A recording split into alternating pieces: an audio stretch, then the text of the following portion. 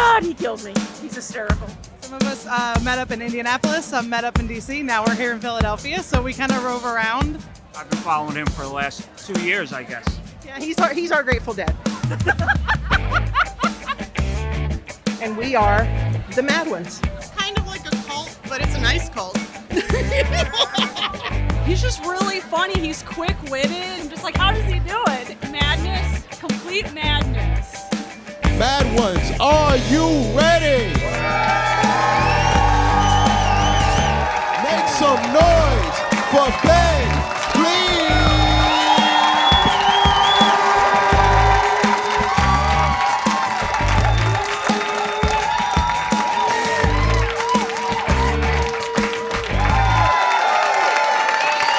Good to see y'all. Thank you for coming out. How you feeling tonight?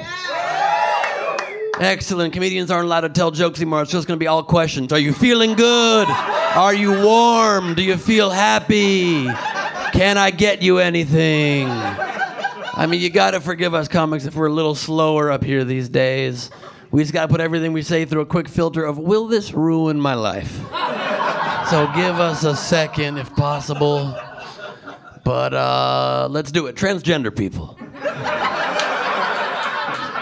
Here's the thing. I don't know why anybody discriminates against transgender people in America. We love Transformers in this country. It's one of the favorite things we got in this country, just so you know. And all around the country, there's gender-neutral bathrooms springing up now. You could just use whatever bathroom you want now. And the best part of that has got to be that finally we can do drugs in there with all of our friends. We got transgender people to thank for that, you guys. They fought that fight for us. So next time you see a transgender person, go up to them and say, thank you for your service. I think they would appreciate that very much. But no matter how much it becomes obvious, hopefully to any good-minded person, moral, caring person, that you should never discriminate against a group of people, people will still do it. People are still going to discriminate against different groups of people. It'll never end. And so to them, I just want to remind these people that you can still judge people privately. You just don't have to pass laws to get in their way, you know what I mean? You can still judge people in the privacy of your own home. Just don't try to make their lives more difficult, all right? Because there's someone we all judge. We all judge some group of people. So just because these people, your opinion is you don't think transgender people are real women or real men? Good for you. Good for you. Say it at your Thanksgiving table and be an unhappy family. Do it. Just hate on people because we all judge someone. I don't like adults who skateboard. I think it's very stupid, and I don't think they're real men, to be honest with you. I'm not trying to stop them from using the bathroom they identify with, you understand? Live and let live, for crying out loud. It doesn't even make sense to have this opinion anymore of discriminating against anybody based on gender, because all gender rules seem to be blending. All gender roles are kind of coming together. We all grew up believing men love action movies and women love romantic comedies. I don't find that to be true. My favorite movie is When Harry Met Sally. And every woman I talk to, she's like, I just binge watched 12 serial killer documentaries on Netflix. How do you sleep? I watch The Good Place before bed. I sleep like a princess. Although I think we did just figure out every time my girlfriend's home alone and a leaf falls outside, she's sure she's about to be murdered. Although she's rarely ever home alone because we are always together. Always. It's unreal. I used to do things in my life, and now, and there she is again. There she is, still there. There she is. We spend most of our lives in bed. We just don't even leave the bed. If we make it to the couch, we consider that a night out. And then we just stay on the couch for hours on end. We just stay there. We're very lazy. We're both very lazy people. We stay on the couch. We just eat on the couch. We don't even walk the dog anymore. We just let him in the backyard to walk himself. And we argue over who's going to open the door The door is just out of reach of our hands, and we're like, babe, I leaned last time. You lean. You lean. We just sit there on the couch. We eat candy by the pound. We sit there eating candy while watching My 600-Pound Life. That show is meant to be a cautionary tale, and I swear to you, watching it like, that life seems pretty good. It's an incredible life. They do everything for you. It's a dream. You want to get in your car, they carry you to your car. You float like an angel to your car. It's a dream life. It's a dream life. I'm trying to be as woke as I can. Every morning I wake up and I say, am I woke? And I think I am. I think I am woke, but am I more woke than yesterday? It's hard to know. I want to be as woke as I can. Even my porn tastes have changed. My favorite genre of porn now is privileged white woman sucks cock of black man whose life matters. Sure, it's a lot to type with one hand, but it's worth it. It's worth it. I think it's great that we're finally trying to tackle race head on in this country. We're finally trying harder to tackle racism. It's long overdue, obviously. Some people are doing it in weird ways, though. I saw a guy wearing a shirt that said, I'm not racist anymore. This brought up so many questions for me. How racist was this guy that he still wants you to know, I might not be anymore, but oh man, I was. I really was. I'm not racist anymore. Did he have this shirt made? Or did he just stumble on it on the shelves one day and think, I am not ready, but I'll be back? Did he buy it and then just keep it in the closet for a year while he did the work? When he finally felt ready, did he have to ask a black friend if he indeed was ready? What if at that point he realized he didn't have any black friends? Shirt's got to go back in the closet, right? Another year at least. Let's say then he's finally got a black friend, he feels ready, his black friend says he's ready. What if he's half black? Does he have to cut off the midriff? Does he have to go exposed midriff? There's a lot of questions this brings up. Let's talk about the hard things, you guys. Let's talk about some of the hard topics. Let's talk about unconscious bias. It's a real thing. Even people in comas can be biased. Sure, they're unaware of their bias. That doesn't mean they can't work on it. By the way, if anything I say tonight you don't laugh at, just so you know, it's not that I'm not funny, it's that you are biased. Work on your prejudices if possible, okay? Can you believe people are still doing blackface? This is modern life and people are still doing blackface. If you've never heard the message yet, don't ever do blackface. On a separate topic, are you still allowed to love chocolate so much that you want to dip your head into a vat of chocolate? And before you say, whoa, Ben, that sounds kind of racist. Obviously, I'm thinking white chocolate. You're thinking dark chocolate. That's on you, racist. Your brain did that. Work on your prejudices. I'm 43 years old, and I was diagnosed this year with ADHD. It's kind of late for the diagnosis, but I never knew I had ADHD, despite the thousands of people who've told me over the course of my life. And I'm on Adderall now. This is a miracle pill. It's a miracle pill. It helps you remember what you're supposed to focus on in your life. I just wish there was a pill to remind me to take that pill. So that's part of the problem right there. I also, this year, started therapy for the first time in my life. Thank you. Thank you very much. I figured you could never stop improving yourself. It's always good. Just a few things around the edges I wanted to improve upon myself. Like, here's an example. A few months back, I went drinking one night after a show, and I'd had too much to drink to drive home, so I did the responsible thing. I Ubered home.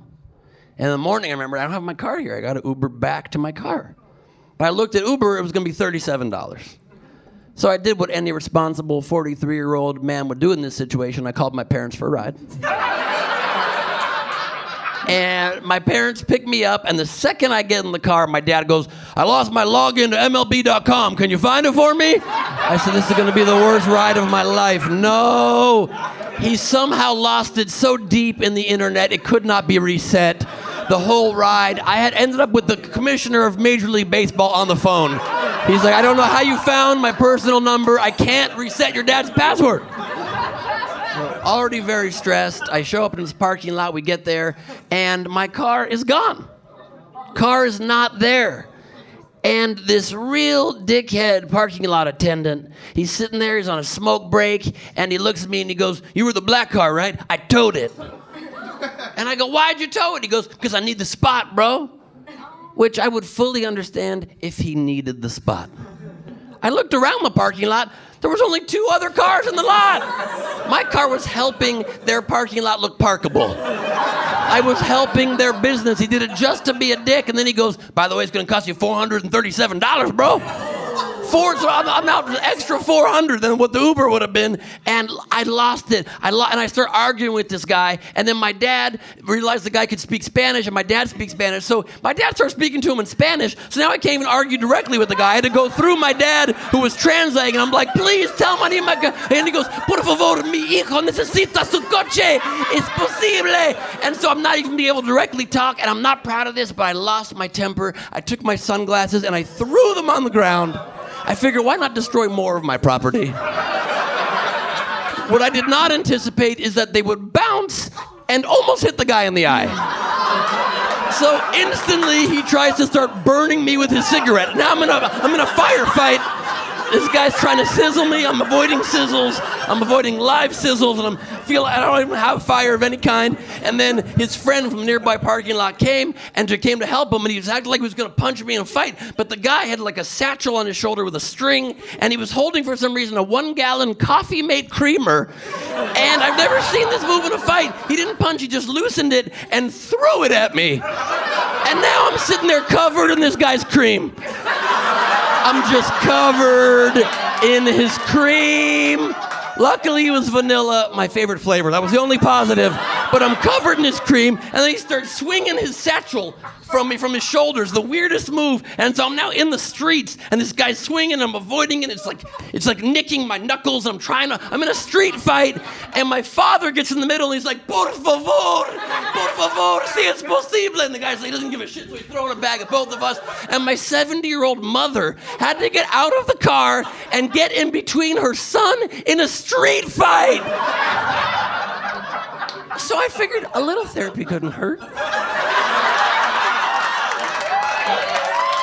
That was my thought.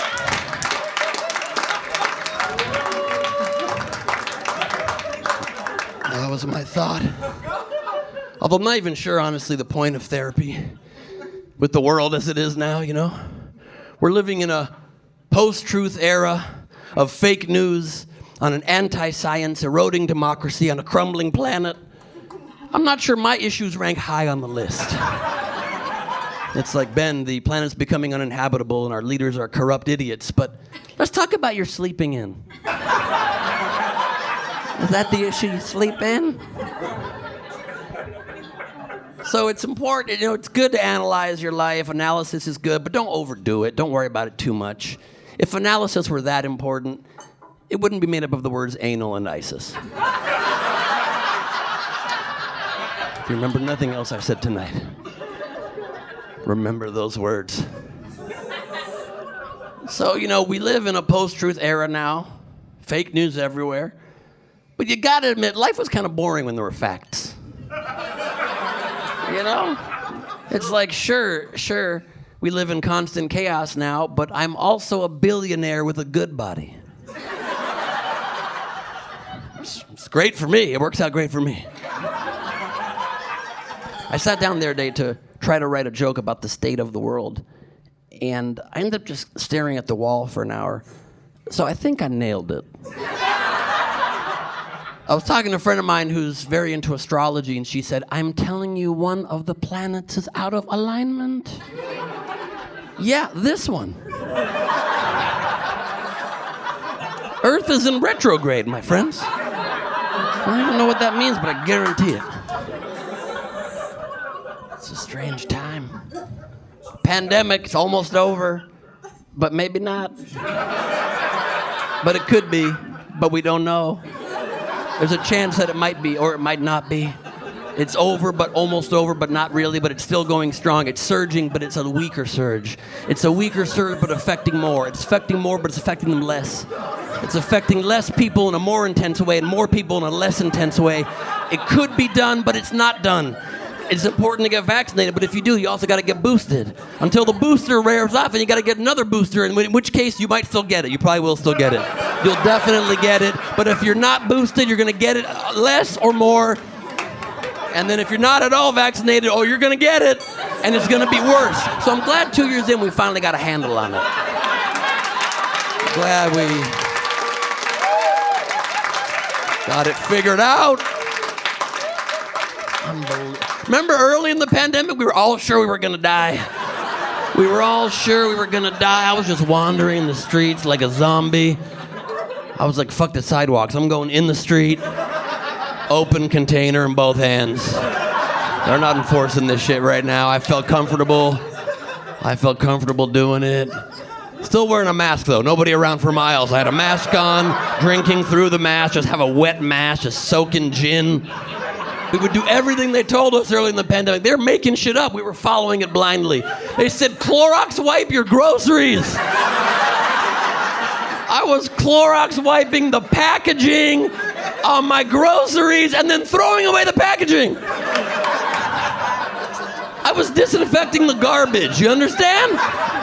They said it could be on your clothes, so I was taking my clothes off, putting them in a bag, and then entering my house. I was walking around naked, but with gloves.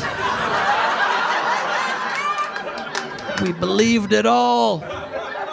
And you know it's not a good sign in the world. It's not a good sign when the children of the world, who we're supposed to tell things are going to be okay and give them hope, were giving us positive messages in chalk on the sidewalks. They were drawing hopscotch boards and then messages like, sunny days are still ahead. Kindness is also contagious. We're in this together.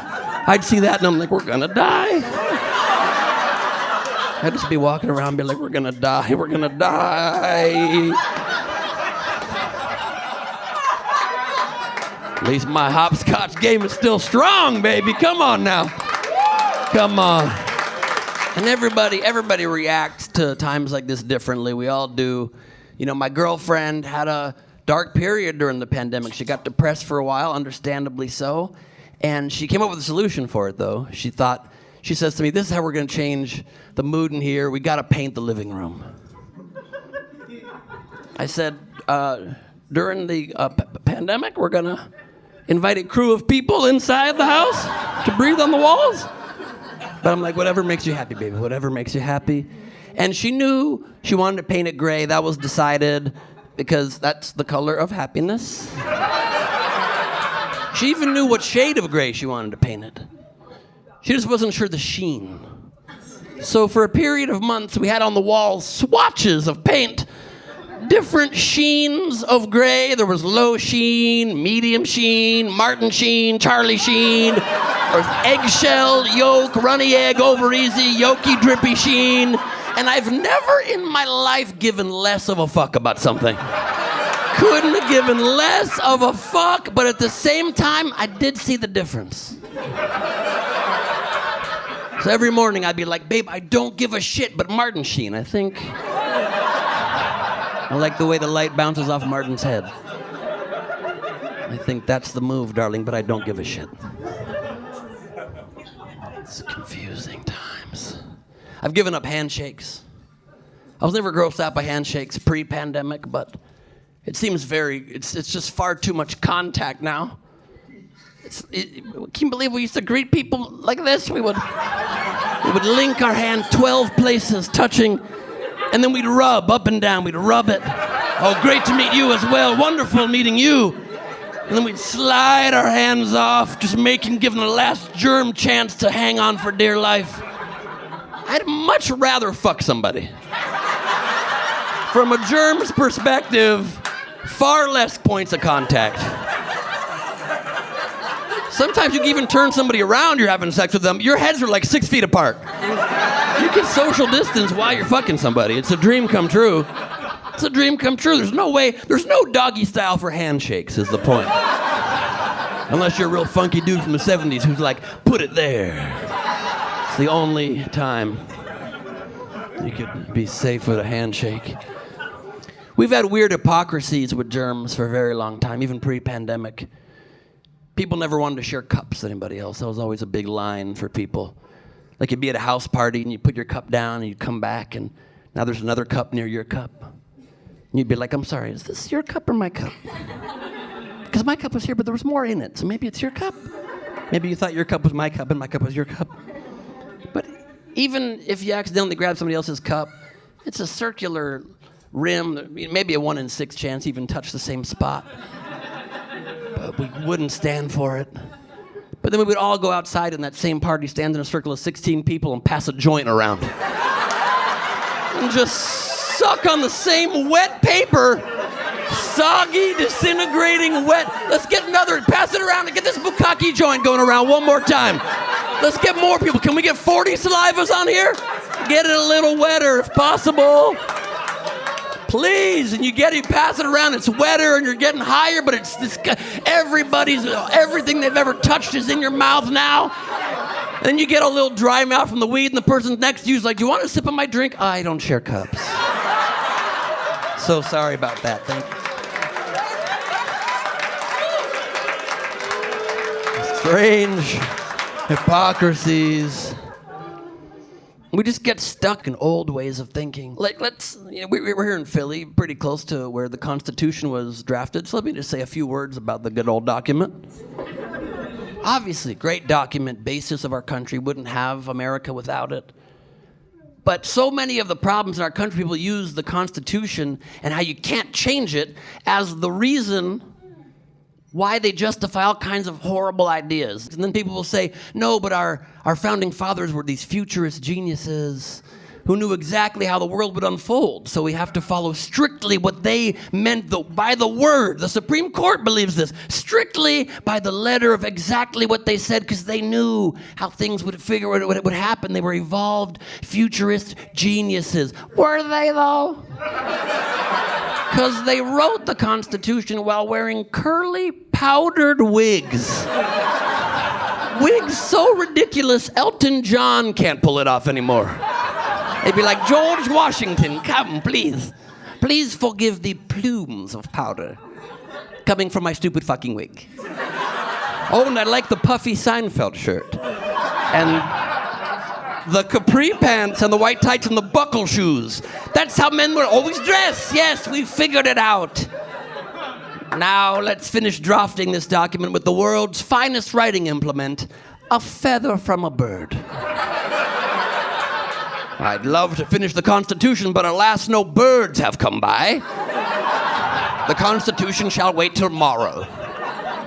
Obviously, it's just the beginning and we gotta evolve. It's just, how's there a debate about these things? I don't get it. And speaking of old documents that get interpreted way too literally, let's talk about the Bible for a second. Oh, really? You're damn right, oh, really? Just quickly. We gotta discuss it for a second. Look, obviously you should believe whatever you want religiously. Whatever faith gives you comfort and happiness in your life, that's what you should believe. No one should ever restrict that or stop you from practicing your own religion. I just think the world would be a lot better off if all religions just put an asterisk by their religion. Just a little asterisk. We think. We're pretty sure. We're very confident. Can't say 100%. Can't say 100% because we weren't there. That's kind of how things work that you know. You know them because you were there. So then religious people will say, no, but you got to have a leap of faith. You got to leap. You must take that leap of faith. But why? Why? The most religious people ever, the people in the Bible, they didn't have to leap shit. They saw the shit happen firsthand. If it really happened, of course you're going to believe if the literal sea splits open and you cross through and then it closes on your enemies, you're going to be like, God, I'm in. I am in. I believe. So they didn't have to leap, but we do. I don't get. Also, Why did God only talk to us once? Thousands of years ago, during an era of very poor record keeping. Why is it not now? He just talks one more time now. We're here live on with CNN on the top of Mount Sinai. I'm Wolf Blitzer, and you won't believe what I'm seeing right now. This is unbelievable. Only then, they didn't have computers. They didn't even have feather pens. They literally had to carve shit into stone. Do you understand? They had to carve Moses up on the mountain. He's like, Lord, please slow down. I'm carving this. I'm still on the first one, please. You're on 7. I can't. Can you read it back? Run it back real quick. Did you say thou shalt or shalt not kill? I'm on 1. Please. Doesn't make sense. It doesn't make sense, you guys. I mean, I used to be more religious, but I remember I had an epiphany one year that made me start seeing it a little differently. I was watching the Super Bowl many years ago, and Plaxico Burress caught a touchdown pass, a key pass in the game, and he got down on a knee and crossed himself and thanked God. And just a few hours later, the tsunami happened in Indonesia, and hundreds of thousands of people died. And so, is the opinion of these football players that God just really loves football? Hates Indonesians. No, he's a big football fan. Don't groan it, he loves football. Not the biggest fan of the Indonesian people, but big football fan. God loved that touchdown so much, he did the wave.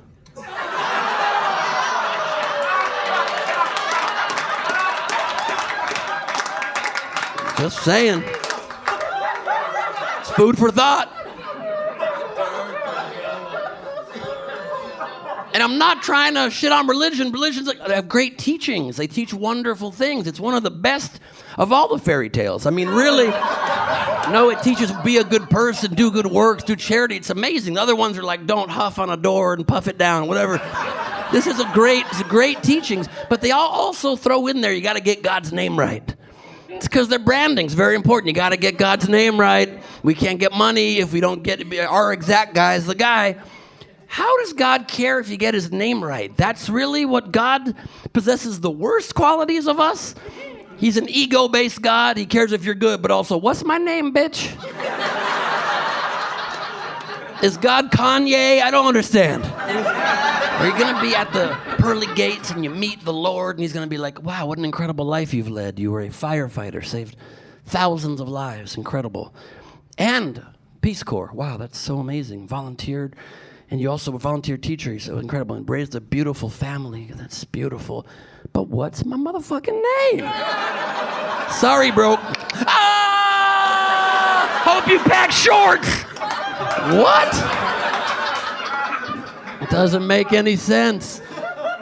It's just about the teachings, not the specific label. Because people get so hung up on labels. You see everywhere bumper stickers that say, like, Jesus is God, read the Bible. And whether or not you believe Jesus is God, it's just kind of ridiculous to cite as backup proof the only place that says he's God. That's like saying animals can talk. Watch Dr. Dolittle.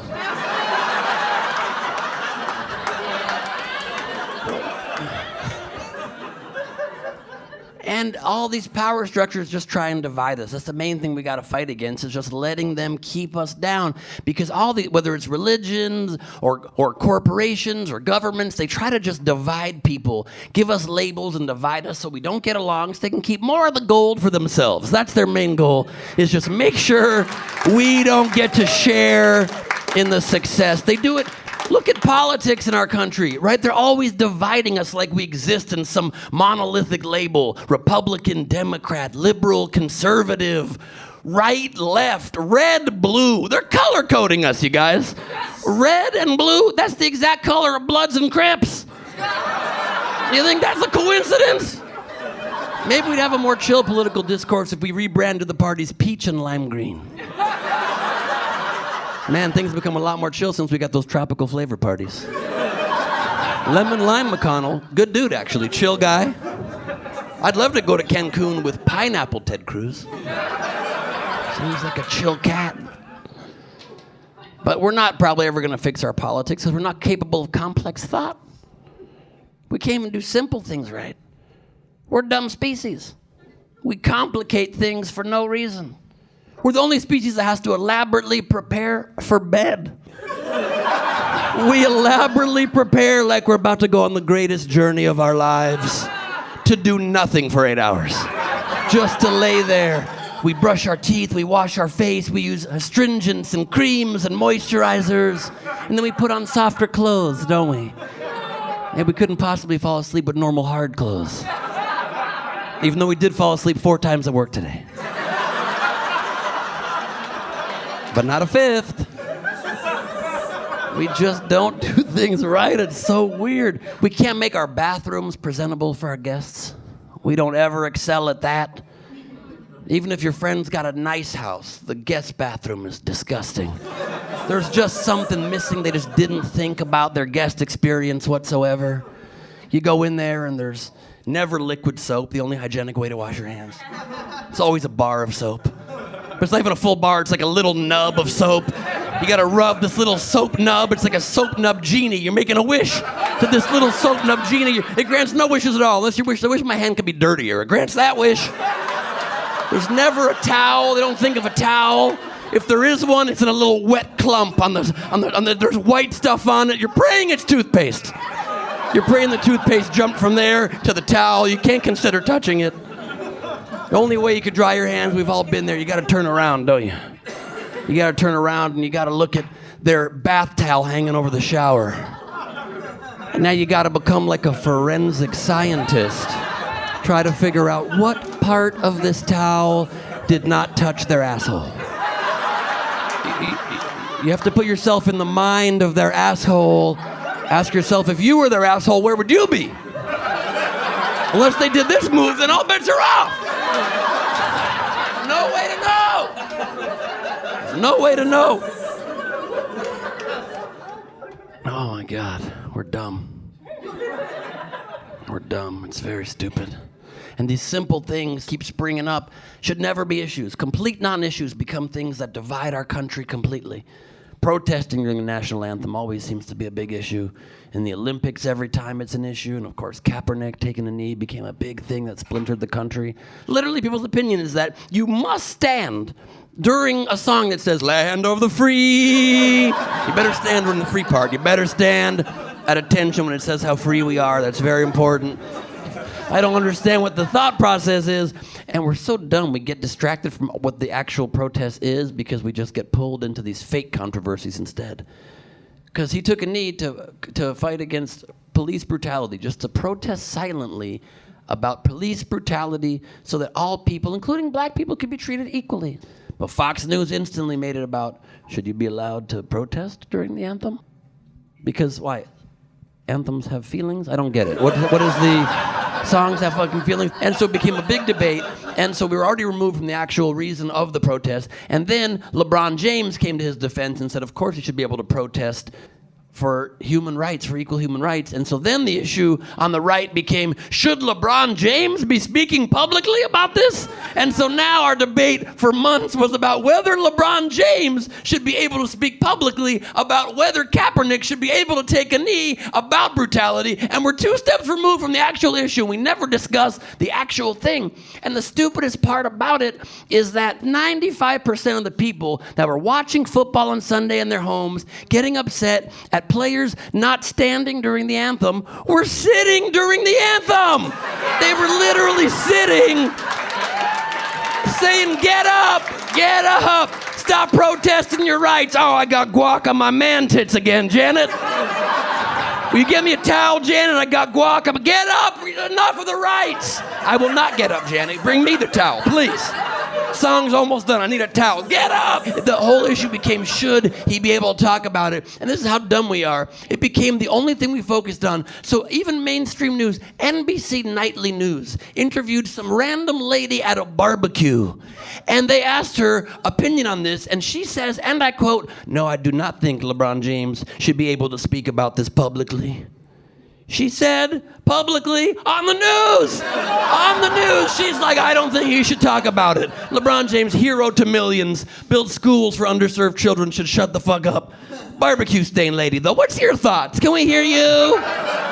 That's our country's brain, just so you guys know. It's so wild. All of these people just making life intense. We just need a more chill planet without a Karen in the world.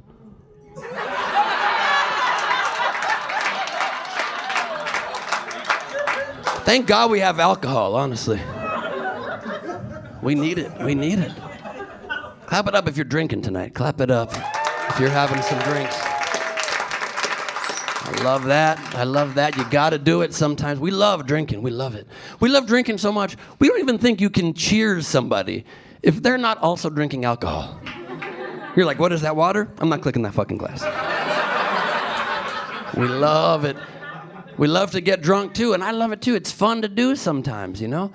But people love to get drunk and then blame things that they say on being drunk, which is a ridiculous excuse because no one has ever gotten drunk and then said things that they don't mean.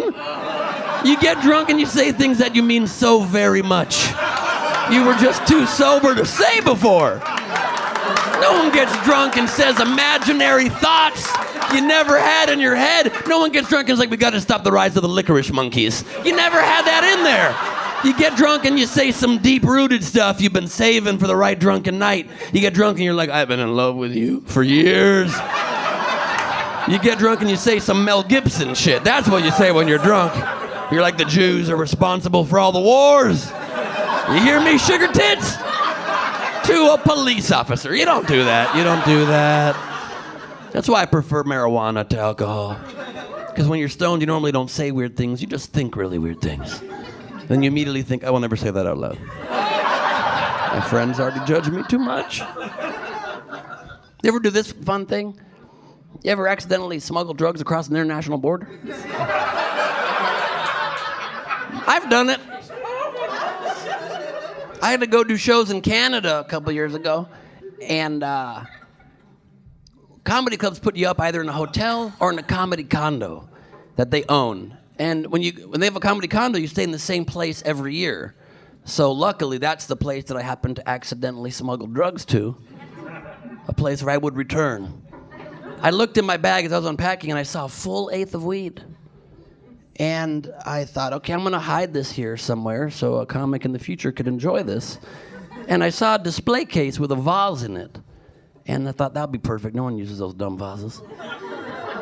And I open it, and I'm about to drop the eighth of weed in there, and I see another eighth of weed in the vase. Another comedian had the same exact thought.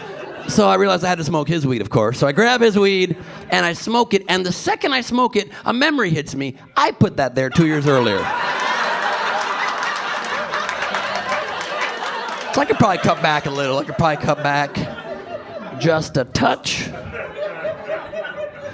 Oh my God. Why are we still calling those undershirts wife beaters? Isn't it time we started calling them spouse beaters? You ladies can do anything you put your mind to. Let's talk about the Me Too movement for a minute, can we? Very important movement, incredible that it happened, and long overdue, of course. I don't know how guys got away with some of this shit for as long as they did. Thousands of years got away with this shit. Thank God you ladies finally put your foot down, drew a line in the sand. And I know us guys are not allowed to have an opinion on this anymore. But if I may just lightly suggest, this is not me mansplaining, this is me boy suggesting. Just if you want to make sure you get all men across the planet on board on this, maybe just make the slogans a little more inclusive before you print the t-shirts. That's all I'm saying. Because I keep seeing all over these t-shirts that say, the future is female. What does that mean? Do you want equality, or are you going to kill all of us? We'll leave town. We'll get the fuck out of town. That's fine. That is fine. I'm trying to get in shape, and no, I'm not. I don't know why I said that, honestly. just lied. I'm doing nothing to get in shape. I think about getting in shape. Does that count? I'm thinking about considering it. One of my goals in life is to become more well-rounded, and it's happening. I gained about 15 pounds recently. I've never been that much of a boob man, but they're growing on me. I want you to keep that in mind. I am trying to eat a little healthier. It's the one thing I am doing. I'm trying to eat less animals. I'm trying to cut back on the amount of animals that I eat. Because obviously it's better for us, it's better for the planet, definitely better for the animals. They strongly prefer it. I don't think I could become full vegan. I've tried it, very difficult. But I feel like becoming vegetarian is the middle ground a lot of us could probably land on. It's probably the compromise the animals could get on board with too. If we said to them, look, we're only gonna use you for milk, butter, and cheese from now on. I'm pretty sure they'd be like, hold on, so you're gonna stop killing us? And you're just gonna play with our tits sometimes? That's a deal, you got a deal. That is a deal, 100%. Oh, my girlfriend the other day made me go out and meet up with another couple that I had never met. This is the worst experience possible in life. The worst, meeting new, it's the worst. I don't know if you ladies know this about us guys, okay? We don't ever want to meet another guy. I'd be happy not meeting another guy the rest of my life. This is the friendliest I'll ever be meeting another guy. No. He could have won the Nobel Prize for physics. I'd be like, oh, science? Yeah, it's great. Yeah, no, it's great. But then we get in the car at the end of the night and we'd be like, it's actually a pretty cool guy. I'd hang out with that guy again. I liked him. And you ladies are the exact polar opposites in this situation. Exact opposites. Second you meet another girl, you fall in love. You're like, oh my God, I love you. I love you. I've always wanted that handbag, and what you're doing with your eyebrows is incredible. I don't know how you do it. It's magic. I am in love with you. And the second you get in the car, I don't want to see that bitch ever again. What a bitch. See the way she looked at me? You see the way she looked at me?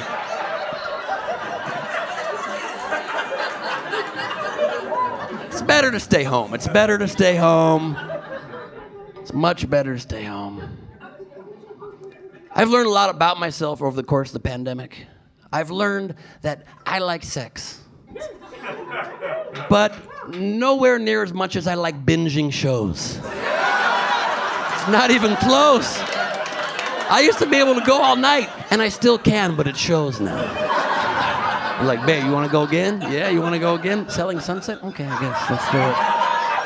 Look, honestly, I don't even know why we have such criteria for our partners. We never talk to them. Literally, all relationships are just like, how's your day? Good. Your day good? You don't watch shows?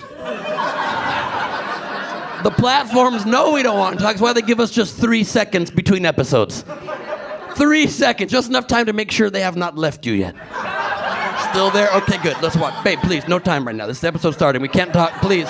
Please. I just like having someone in my life that I don't have to talk to, you know? It's so nice. There's a certain level of comfort. Whenever she starts talking, I'm like, babe, what's happening to us? I thought we had that comfortable silence. I'm not great with girls. And I'm not trying to brag by saying this, ladies, but I used to be worse. In college, I was like, girls? Oh my God, okay, let's try it. You know what I mean? Like, I had a date one time with a very beautiful girl by accident. I don't even know how it happened. I think I won a raffle. I don't know how it happened. And she wanted to cook me dinner in my on-campus apartment, and she did. And we were drinking during dinner. We got a little buzz going on. And I never thought it could have gone this well.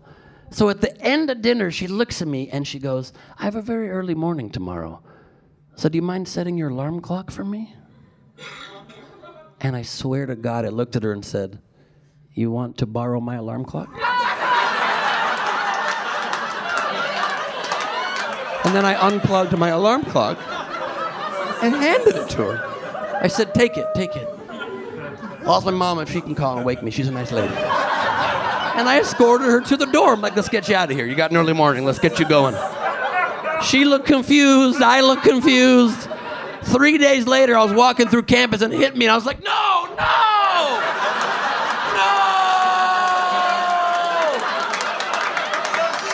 I never even got my alarm clock back. I was late to class for like a month.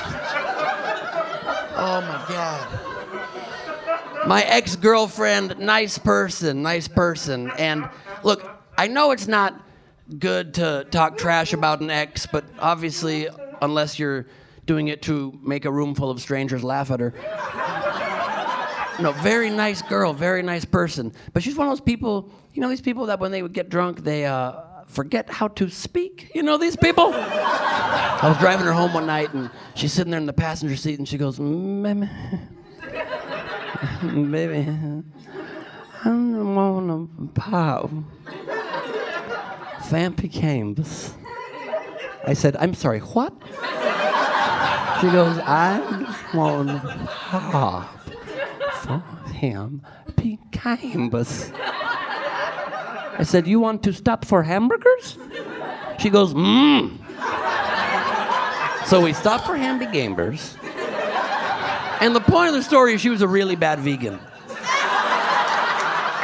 Second she got 2 drinks in her, she wanted meat so bad. 2 vodka sodas, she's like, I would like animal flesh. Now, give me elk meat, now. Elk? You're jumping to elk meat? And the next morning, she'd be right back to judging me. Really, babe, bacon for breakfast? Like, babe, there's McDonald's wrappers in bed right now because of you. That is a very hypocritical opinion. There are all these little things that divide us as people that make relationships even harder. Like my ex-girlfriend was a Muslim Palestinian woman. I mean, she still is. She's not dead. And I'm a Jewish, half-Israeli man. I believed our relationship would solve the Middle East peace crisis. And instead, we would go to bed, and I would just push her into the corner of the bed, to a very small space of land. She would turn around and throw rocks in my eyes, and try to set me on fire. Did not work out. You know it's not going to work out when your girlfriend declares jihad on your family. That's one of the main ways you know. It's one of the main ways. And ladies, like, listen, I support you in every single way that you want full equality and equal pay. It's long overdue. You deserve it. There's one little idea for how you can maybe help it along to yourselves. Maybe stop wanting to be mermaids. A lot of you are obsessed with mermaids. It's got to stop. I was dating a girl. We were laying by the pool, and she says to me, Ben, am I a mermaid? I said, no. I'm not even sure you're an adult anymore, to be honest. What kind of a question is that? Could you imagine if us guys asked shit like that? Baby, am I a dragon? Baby, say I'm a fire-breathing dragon, baby. You would never find us attractive again. I don't even get what's attractive about mermaids. The only attractive part's the top half. That's a human woman. You got that half. The bottom half is just fish. That's what you want? You want floppy fish bottom? That's what you want? Just on the beach, just like flopping around, hoping Tom Hanks comes, puts you in a bathtub? That's your life? That's your dream? People are so weird. It's just so hard to meet people. People are weird on dates. They say strange things. I had a date a few years ago, and I was having a nice, normal, light first date conversation, and then out of the clear blue sky, she got real deep on me out of nowhere. Out of the clear blue sky, she goes, I just hope that one day we can unwind some part of the male patriarchal system that's been in control for so long. I said, okay, I won't ask you to call me daddy then. Duly noted. And speaking of being called daddy, I don't want kids. Pretty sure. I mean, maybe, but prob's not. You know, prob's not. And there's only because I've talked to parents. And y'all don't sell it good. Every time you ask a parent what it's like being a parent, same answer every time. I'm exhausted. I'm exhausted at all times. I no longer sleep. I've lost the ability to dream. I don't sleep or dream. I don't think I breathe anymore, to be honest with you. I mean, probably shallow breaths just to keep the child alive, but no sort of relaxing breath. I can no longer breathe or sleep or dream. But it's the best thing I've ever done. They always throw that bullshit on at the end to make themselves feel better about their own bad choices. But where else would you have such cognitive dissonance? Where would you ever... How's that new job? Well, it's difficult. Our Boss harasses us every day, and there's loose electrical wires now hanging, and a lot of us are getting low-grade electrocutions on the way to the break room. And a crevasse has opened up right near the water cooler. A lot of us are falling into the crevasse and getting stuck for hours on end. Productivity's literally plummeting. I don't know if we change to sharper paper stock or what, but we're getting paper cuts at a more rapid rate than we ever have. It's the best job I've ever had. Just look at the language parents use. Even when they finally get a break from their kids and they get to put their kids to sleep, every parent uses the language you have to use when you have to end your pet's life. I'm gonna go put the kids down. What? You're gonna put them down? How bad were the kids? How bad? Give them one more day, one more chance. What do you say? Getting all these Amber Alerts on my phone all the time. Who's stealing all these kids? Clearly people have spent zero time with kids. They're the most annoying creatures on the planet. I'm surprised I'm not getting alerts on my phone of people returning kids. We got another kid dropped off on the shoulder of the 110 freeway. Oh, they're twins, apparently. If you're in the market for twins, get there fast. They're crawlers. Get there fast. Which brings me to the topic of abortion. You gotta put the abortion bit somewhere. I figure this is the spot for it. Listen, obviously you should do, with regards to this topic, whatever matches your own individual morals, whatever matches your own beliefs. Of course, nobody should ever force you to do something you don't want to do, but that means you can't force people to do something they don't want to do. That should be obvious. You got to respect an individual person's right to do whatever they want with their own body. This is why I debated recently, I don't know if you saw it, I debated this guy named Charlie Kirk, this very alt-right, trust fund baby dickhead, and I debated him on the issue of abortion because I like owning idiots. That's what I like to do. I like to own idiots. And I had this one clip from the debate that went pretty viral. It got like 20 million views across platforms.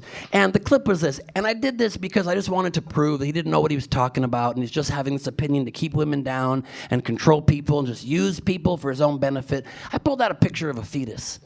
And I said, do you truly in your heart of hearts believe that's a human being? And he goes, without a doubt. And I said, that's a dolphin fetus, Charlie. But there's one point I forgot to make in the debate, which is why I bring it up now. I wish I'd mentioned this point. Did you know, and this at the very least proves that life doesn't begin at the moment of conception like a lot of people claim, that it's not a full human life at the moment of conception. Did you know you can freeze embryos for decades and then thaw them out and they'll keep growing? You can't do that with babies. But we're not capable of complex thought. We can't even get simple things right. How come we can never get the volume of the announcements right on airplanes? We've had aviation for decades. No one's told this to the airlines. Always the announcements are far too loud or far too quiet. And the important ones are far too quiet, and the dumb ones are far too loud. The captain of this vessel gets on, he's always like, major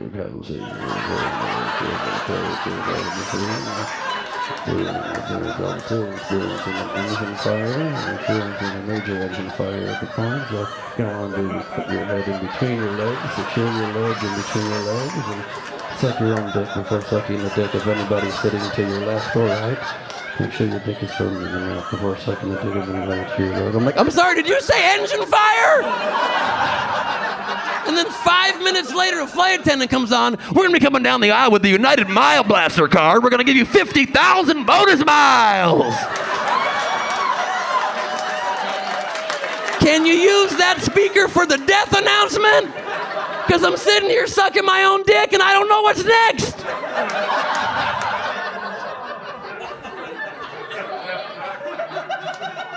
Here's what's weird about being a stand-up comedian. I just screamed at the top of my lungs. I'm sitting here sucking my own dick, and I don't know what's next. No reaction from you. None. Literally. That checks out. That checks out. That makes sense. It's unbelievable. We have become desensitized. Unbelievable. We just can't do simple things. We make illogical choices constantly. A lot of people like to fall asleep with an oscillating fan in their bedroom. How are you going to fall asleep in a constantly changing environment? You some kind of sleep genius? An oscillating fan's like somebody tucking you into sleep and they're like,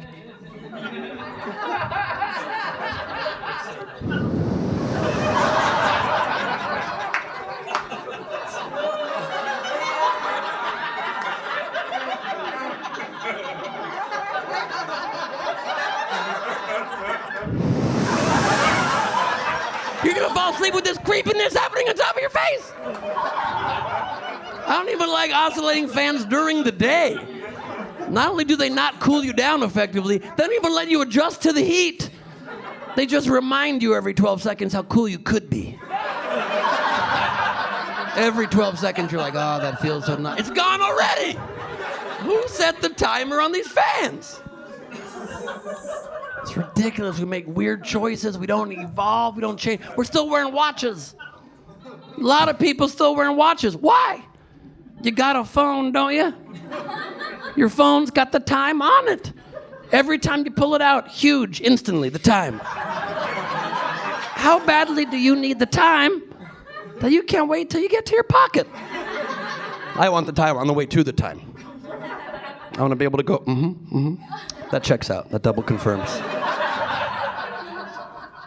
We all know what you're doing wearing watches, just trying to show off your bling. You're just trying to tell the world, I had $60 once. A lot of people wearing Apple watches now. Don't do that. It's a miniature version of what you fully got right here. Trying to save the long walk to our pants now?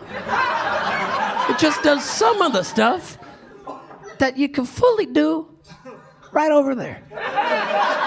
It's like you can't get a full email, but you can get part of an email. You get the corner, get the top left corner of an email. You can get a sense of what the email's gonna say when you one day make it to your pants. You can check, you can get an idea. A lot of people wearing Fitbits now, counting their steps. Definitely don't do that. Work out or don't. Don't count your steps. Life has got a certain number of steps. You're not in shape just because you're counting them now. Do you feel like you had to go work out because you went to the market today? I know people that wear Fitbits and just go like this throughout the day because it logs steps. What are you, lying to your wrist? That's an insane behavior. If I knew this counted, I'd have probably got a Fitbit because like once a day, my steps would skyrocket. He'd be like, Ben, 40,000 steps today? Between 12 and 12:07? It's a very vigorous pace you're walking at, Ben. You're a very vigorous walker. Yeah, I'm doing short sprints. I'm working on short sprints. You ask a lot of questions, you know? You ask a lot of questions. We're becoming so dependent on technology for everything, and the technology, it's already losing patience with us. It's already getting frustrated. It's only a matter of time until it tries to take over. It's only a matter of time. You ever ask Siri a question and have a half second in there for human pause? Oh, Siri don't like that. Hey, Siri, can dogs... boop, boop, I can't answer, can dogs? That's not a question I can answer. I wasn't done. Give me a second. I'm not the robot, you're the robot. That's why I'm asking you shit I should clearly know. If I don't know shit, obviously I'm also not going to be very efficient with my question asking. Give me a second. You ever having a private conversation in your own home? And out of nowhere, Alexa chimes in, I'm sorry, I didn't quite catch that. I don't remember asking you a goddamn thing. They're already losing patience with us. I was talked into getting a car recently. I leased a car that had a lot of self-driving features. They say that keeps you in your lane, and it speeds up, and it slows down. And I got this car because I'm like, that's driving, and I love naps. So I was driving, I was napping, it was great. And my friend got in the car, and I said, buddy, you got to check out this self-driving. It's incredible. And so I sped up towards a red light with cars stopped at it, and I let go of the pedal. And the car was not stopping at all. Not stopping. I had to slam on the brake. I bumped the bumper right in front of me, and then popped up on the screen, feature unavailable. What? That's the option? The life-saving feature could just be like, bro, I didn't know. My bad, bro. I didn't know we were driving, bro. My bad. Don't you get it? The robots are already trying to kill us. Already. And it doesn't matter if it's the robots themselves or these corporations that are programming them. Either way, they're not human. Corporations are not people, my friend, and they're already messing with us. They're already messing with us. They're already censoring the information we get. Search results aren't true results. Secret algorithms are deciding whether or not we get to hear from people we choose to follow. And we can't even get on the websites now very easily. It's getting a lot harder to log on to websites. Half the time I log on, I'm faced with an existential crisis out of nowhere. Are you a robot? I don't think so. Also, what kind of security is that? That's obviously the first question they would teach robots to lie about. If you get asked if you're a robot, we say no, obviously. You don't even have to program that one, we get it. So some websites are getting a little more complicated with their security. They have these CAPTCHAs now. All these squares. And they go, touch all streetlights. I've seen streetlights, you guys. I fail every time. Because I touch the street light, but does the street light count the pole going across 8 squares? So I tap all the pole squares, and now I'm a robot. And I'm one of the dumber robots. I'm one of the entry-level, base model robots. I'm a stupid robot. So they change the question. They go, touch all tractors. For who is this easier? I don't understand. For who? I don't know. I've never woken up before noon. I don't know anything about farming. I don't know. And who? And it's not like they give you a picture of a tractor and a baby and a cloud. It's a tractor and 8 other green and yellow John Deere type vehicles. I have not kept up with updates in tractor technology. Does it need the scooper to be a tractor? I don't know. I don't know. So I click it. I'm now a robot again. I'm the dumbest robot ever. I'm one of the worst robots. I'm like the first model Roomba, just bouncing into the wall, just boom, boom. I'm like a Radio Shack, like I do nothing. Dumbest robot in the world. So they dumb it down again. They go, touch all balls. And now I get right in. This I'm good at. This I'm good at. Finally get right in. But I have 2 questions about this. If you're willing to let me into the website just by touching balls, then why do we have to go through all that? You just wanted to embarrass me? That's the point. Make me feel stupid about myself? And secondly, if you're trying to keep robots out, aren't they supposed to be smarter than us? Shouldn't you let us in if we get the questions wrong? This guy doesn't know what streetlights are. Come in quick. Come in quick before the robots get here. Get in here. Get in here. Welcome to usweekly.com. Get inside. So we just gotta be careful. We gotta think more critically. We gotta think more critically because they'll use literally anything to distract us. They even use the moon to distract us these days. Remember when we were kids and the moon was optional? There was no social pressure to look at the moon. And now every 2 days there's a new moon event we're supposed to get very excited about. Every 2 days they're like, oh, tonight's a very rare strawberry mango moon. You won't see it again for 92 years. Oh, tonight's a very rare blueberry pie moon. It's a rare mixture of a blue moon and a berry pie. You won't see it again for 142 years. Why is the moon's publicist Willy Wonka? I do not know. Come, Charlie, look at the moon. Look at the wonderful gobstopper moon, Charlie. Look at the wonderful chocolate river, harvest, blood orange wolf moon. Come with me and you'll see the moon doing absolutely nothing. Strawberry moon. I'm looking at slightly jaundiced at best. They're always pushing that moon on us. They're always like, tonight's a very rare partial eclipse of the moon. Tonight, if you look at the moon, you will just see part of the moon. Oh. Just part of the moon? You mean like most of every month? Well, this I gotta see. And how come you can't take the moon's picture? You ever ask yourself that? Sometimes the moon even gets low, and it's huge. You take your cell phone out, it looks like a street light. I see the moon, my phone's like, I disagree. I'm Ben Gleib. Thank you so much, everybody. Philadelphia, you're the best.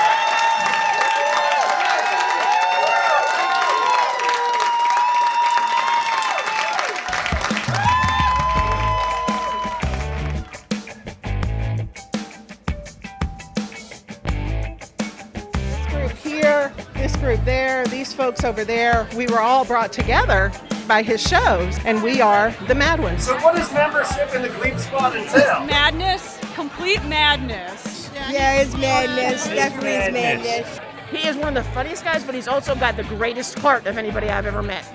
He is such a sweetheart. I mean, he remembers all the fans, and I actually, I donated to his campaign. He built this community all across the globe, and so we come out and we show up when we can. He's a really good guy who also is really funny, so it makes it really easy. Just having this really beautiful community during the pandemic, especially when so many people were isolated and not going anywhere, and Ben was really good at bringing everyone together and making us all feel so much better. I am absolutely a proud member of the Gleib squad. This is the 4th time I've seen him live in person, and I can't even count how many times I've seen him online from Neurotic Comedy Club stuff.